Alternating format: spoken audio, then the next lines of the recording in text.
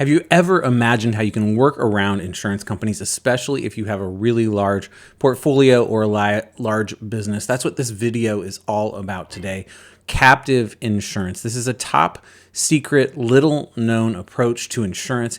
It is not for the faint of heart, but it is used by every single Fortune 500 company that I know of. All big businesses use this approach, and more access can be used by smaller business. So what is captive insurance? Well, like I said, it's a strategy almost every Fortune 500 company uses. An insurance company is created just for your business. Now, the first question I get when I talk about this is, hey, do I have to do a bunch of work to do this? I have to create an insurance company? The answer is absolutely no, and I'll talk about that through this video.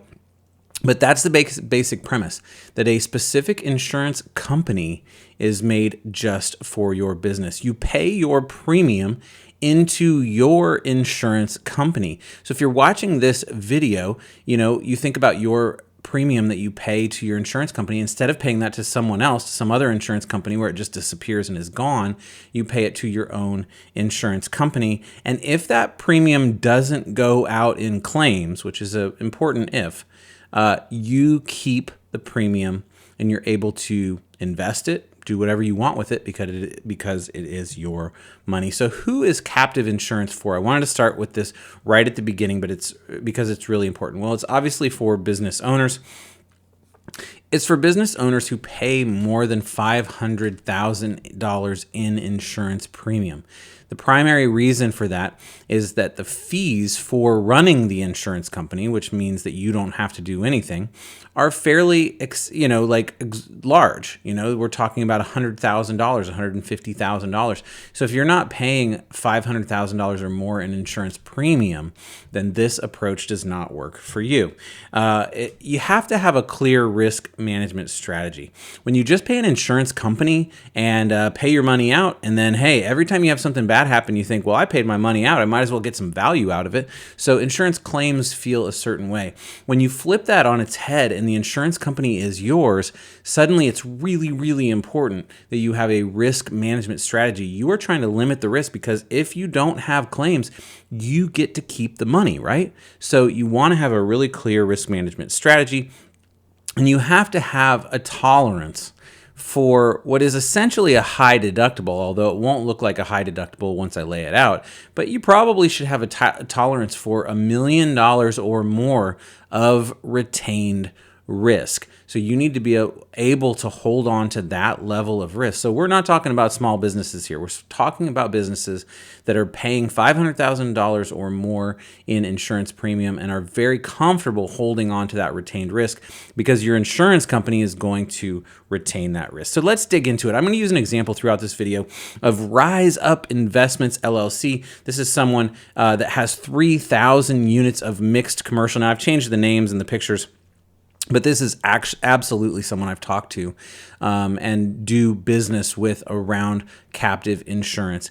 They're based out of Cincinnati, Ohio, and across the country they have about 3,000 units. So let's look at their structure. And if you're familiar with commercial real estate investing, you will recognize this structure. Now, if you're watching this video and you're not a commercial real estate investor, you can still learn everything you need to know about captive insurance, but I'm going to use the framing, the lens of commercial real estate because that's what I focus on the most. So in this business structure, you have Rise Up Investments, and they generally create funds that are then going to invest in different properties. Each of these properties is specific. So one might be a 100-unit apartment complex. Another might be a 100-unit office building. Another might be a 10-unit retail mall. Another might be a self-storage building. So depending on the investors, obviously these properties are going to be different, but they're investing in different properties.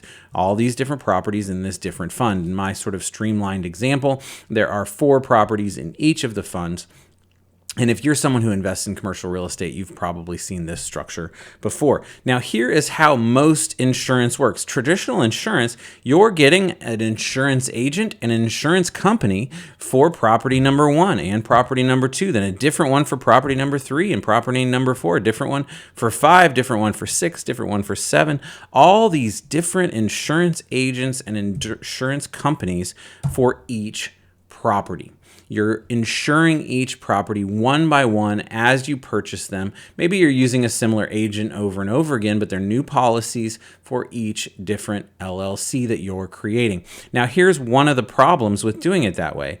You don't know what the quality necessarily is of the insurance company. So maybe you have a bad company here and a bad company here and a bad company here and a bad company here, and then you have a good company there and a good company there, good company there and a good company there, and maybe some other companies are just middle of the road. You don't really know the quality of the company. You don't necessarily know the quality of the agent. You're doing it over and over again each time. In fact, with this investor with Rise Up, they really brought new people onto each of their GP teams and had those people deal with the insurance. So at their highest level, they don't even know who the insurance company is. They don't necessarily even know who the insurance agent is. They certainly don't know the details of the insurance policy. They're trusting people at the base level to do that. And so many people do it that way, up to thousands of doors, which is just not the most efficient way to deal with insurance. In this case, Rise Up Investments' total insurance premium for about 3,000 doors was about $1.2 million. So that's about $400 a door. Depends, obviously, where your portfolio is across the country. But let's just say that is the premium that we're working with in this situation. So they are paying $1.2 million in insurance premium to different insurance companies, different insurance advisors, different insurance agents across their entire portfolio. Does that sound pretty familiar to the way that you're setting it up? So here are the problems with that approach. A different policy for every single property. A nightmare to keep track of. If you only have 100 doors, maybe you haven't experienced this yet, but I promise you, when you get to 1,000 doors, when you get to 2,000 doors, when you get to 3,000 doors in your commercial real estate investing journey, or if you're in another kind of business, when you get to this complexity, it is a nightmare to keep track of. There are different deductibles on every single policy and different coverage on every single policy. So when you come to a claim scenario, you don't really know what's going to happen. Do I have a $10,000 deductible? Do I have a $5,000? Do I have a $50,000? It's oftentimes different for different properties because different people are managing it and it's not controlled. And every single time you purchase a property, you have to go out and get a new quote, get a new policy, go through the process of signing applications, getting new policies in place every single time you pick up a property. Hey, I do this for investors. I have multiple investors right now who are picking up a property and we're putting a policy in place. Picking up another property, we're putting policy in place. This works for lots of investors. This video is really just about one other option that might be available. Let's talk, though, about some other issues with the current insurance scenario. So rate increases very wildly every year. Maybe you've experienced this. Maybe you have a property in Texas and last year you were paying $600 a door. Now suddenly your insurance agent says it's going to be $800 a door. Think about how that affects your NOI. Think about how that affects the profitability of your portfolio when insurance in particular goes up by $200 a door. It's wildly variable. Other people's claims affect you, right? If you have a property and there's lots of, tornadoes down the street or a hurricane somewhere else or a wildfire somewhere else or big fire somewhere else, suddenly your insurance company says, hey, at renewal, we're going to increase your premium by 15-20%. You're like, hey, I didn't have any claims, right? But it's not about your claims. It's about the entire portfolio that insurance company is insuring and the claims across the portfolio. Claims experience varies widely. You don't know who the claim adjuster is going to be in the situation. You don't know how the claim is going to go. A lot of times you're disappointed in the claim scenario, especially if you don't have a good advisor who can help walk you through that process. Finally, your premium is gone forever when you pay it. When you put out that $1.2 million or whatever your insurance premium is, it's gone. It is absolutely gone. You don't get that money back in any scenario. So that is the current insurance scenario.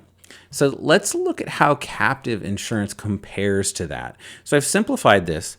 What I said earlier, and this is true, is that you create your own insurance company. Now, again, you don't have to do the work for this. We're going to pay as a part of the fees associated with this, which I'll show you in a few slides, someone else to take care of all the elements that it takes to create an insurance company.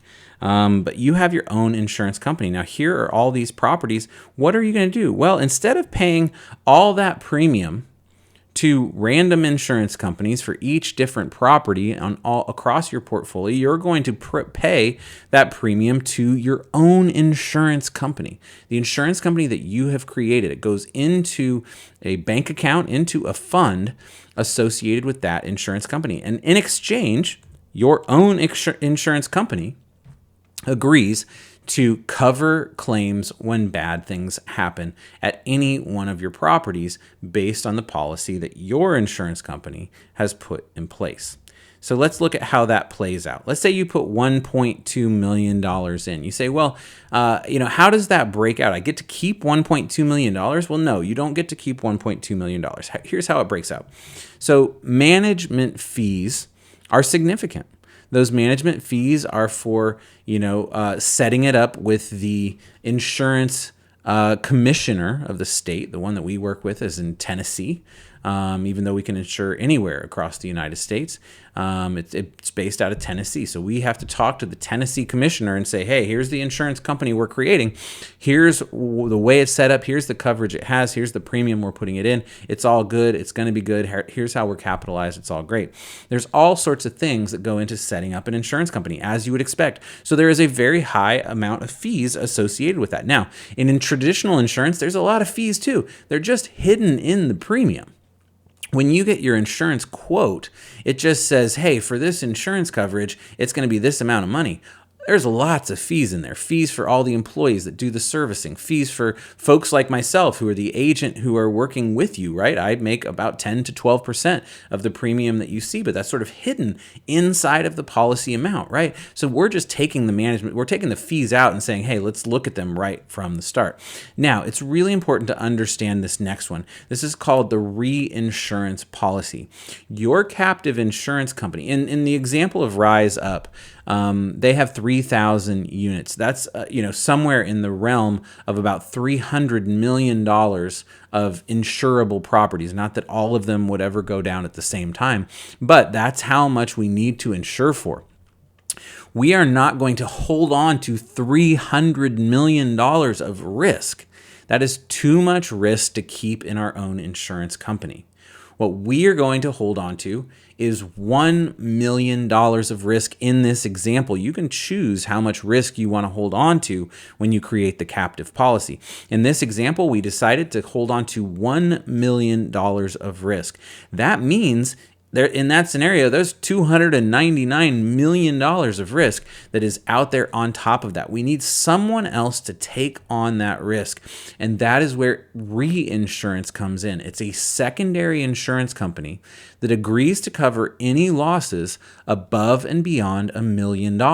So your insurance company is simply taking on the primary $1 million of insurance company. Every time there's a claim, if it's below $1 million, which most claims are, you are going to pay that out of your insurance company. So we're taking on the risk up to $1 million, but we need to pay for a policy that takes on the $299 million above that first million, right? And so we have to pay for that. And so that is a part of what we see there. So that's $200,000 of cost. Now, the claim fund contribution, the amount of money that stays in your insurance company's bank account that you just created based on this scenario, is $825,000. So this is how it works. You put, what we did in this scenario for Rise Up is we just took the insurance premium they were paying already. We said, hey, you're going down the traditional route. Let's do it that way. Let's put $1.2 million in, and here's how it laid out. $825,000 is there, and the most we would ever take on is $1 million. So let's look at how year one plays out. And I'm going to go through year one, year two, and year three to give you a sense of how this works over the course of time. So we had $825,000 in our claim fund to start. The first claim that we had was a $200,000 claim. The second claim that we had was a $50,000 claim. And the third claim that we had was a $100,000 claims. We had $350,000 of insurance claims over the course of the first year. Now, a $3,000 unit property, that makes sense. That's probably a reasonable amount. We'd like to keep that lower, and oftentimes we will. But in this given year, we paid out $350,000 of insurance claims. That means our ending balance was $475,000. Those are funds that we would not have had we gone the traditional insurance approach, right? $475,000 that we now have to carry forward in our account and work to the next step. So $1.2 million in. So that was year one, right? All right, year two. Let's just keep the insurance the same. Remember, I said that insurance isn't going up wildly. One of the nice things about captive insurance is that our rates aren't all over the place. In this scenario, we can just keep it exactly the same. Our management fee stays exactly the same. Our reinsurance policy is going to go up by a little bit. I made it go up by 5% because we're still we're still using insurance companies for reinsurance. So that's probably going to go up a little bit. We put 5% in there. Now our claim fund contribution is just a little bit lower at $815,000. So how does year two look? Well, look, we're starting with $1.29 million as our claim fund amount. In this year, we have a $200,000 claim, we have a $50,000 claim, we have another $50,000 claim. So we have a better claim experience in year two than we had in year one. Our ending balance is $990,000, almost $1 million that you would not have had you not gone with the captive insurance approach, right? So we have $990,000 at the end of year two. Okay, so let's look at year three. We're going to just put $1.2 million in again. We have control over what this amount is. That's the beauty of this. We can keep it stable. All of our investment properties are not having these huge increases or changes in insurance premium. It's just $1.2 million again. Management fee, exactly the same. Reinsurance policy, up by another 5%. Our claim fund contribution now is $805,000. So let's look at what that looks like. Well, we start with $1.795 million. We have a claim of $200,000 again. But bam, we get hit with a huge claim in year three, a $5 million insurance claim. But remember, we've been paying for this reinsurance policy over the course of the whole time, and we've agreed as a part of our captive insurance company that our risk, retained risk, is only $1 million. The most we would pay out is $1 million in a given year. And so our reinsurance company is going to take the risk for this particular scenario, and we only lose $1 million. Now, we lost the entire $1 million in this given year, so we started at 1.795. We end at just $795,000. That's a bad year, right? But we still have $795,000 that we did not have before, and we would not have had if we didn't go with the captive route. So reinsurance, I think, is a really key piece. It covers losses above your captive insurance company's agreed upon limit of risk. So let's look at what the captive insurance scenario gave you. It's one policy for your entire portfolio. It's easier bookkeeping. It's just one policy for your entire portfolio. There's one deductible. In fact, the way we set up the policy, your captive insurance company will have a standard insurance policy. And very important to note, lenders, Fannie, Freddie, they're all fine with this approach. They're all fine with the decks that we would be able to provide with them. It is Fannie, Freddie compliant. In fact, it's significantly better than most insurance policies. It includes flood insurance, includes earthquake insurance, can include wildfire insurance. It has things that are included that are excluded under traditional insurance models. So that's better coverage than traditional insurance. I got excited and got ahead of myself there. And it's easy to add and remove coverage. So a lot of my clients will not realize they need directors and officers coverage for their primary capital LLC, right? They didn't have that before. We can just add that very easily to the captive insurance company. If you need E&O coverage, there's a lot of other coverages that we can add that make it very simple to address the situation. Rates are incredibly stable. You choose your rates. Now, we do have to file with the state of Tennessee in the case of the one that I work with. But so they have to see an amount of contribution that's reasonable for the amount of insurance you're getting. So you can't just like put zero in or anything, but you get to control what you put in based on your need for capitalization. Of course, you don't want to undercapitalize, but we can control our rates. Only your claims affect you. There is no one else's claims that are going to affect you. And in fact, in a claim scenario, you choose the claim adjuster. So there are claim adjusting companies that are not associated with insurance companies that help to go through a claim process and assess the damage, assess the value, just like any other type of claim.